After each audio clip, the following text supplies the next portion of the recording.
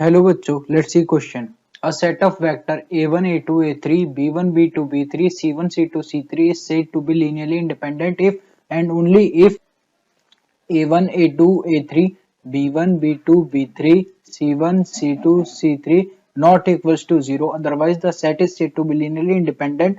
A similar result hold for a1, a2, b1, b2. If a1, A2, A3, B1, B2, B3 and C1, C2, C3 are linearly independent and X A1, A2, A3 plus Y B1, B2, B3 plus Z C1, C2, C3 equals to 0. Then here are four options. की concept जो हमारा determinant होता है A B C D E F G H I. So इसको solve करने के लिए जो फॉर्मूला हम यूज करेंगे which is A E I minus F H minus B D I minus F G plus C D H minus E G. So question में हमें given क्या है? क्वेश्चन में गिवन है A1, A2, A3,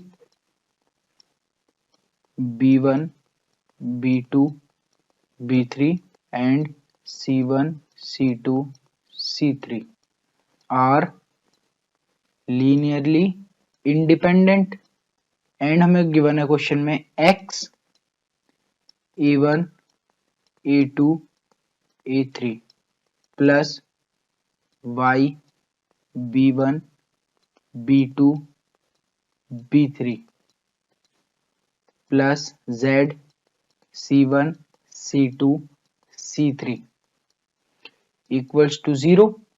So we can write like this as हम इसको A1, A2, A3 को determinant form में लिखेंगे तो ये हो जाएगा A1, A2, A3, B1, B2, B3, C1, C2, C3।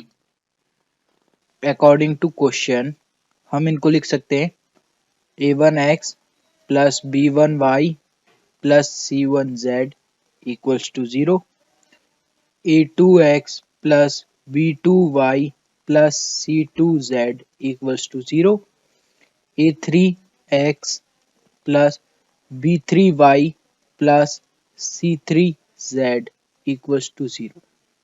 सो क्वेश्चन में हमें क्या क्या बनता है? 4x A1, A2, A3 plus by B1, B2, B3 Z C1, C2, C3 equals to 0 था।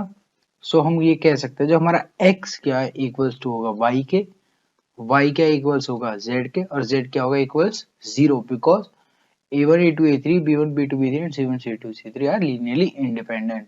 So this is our answer.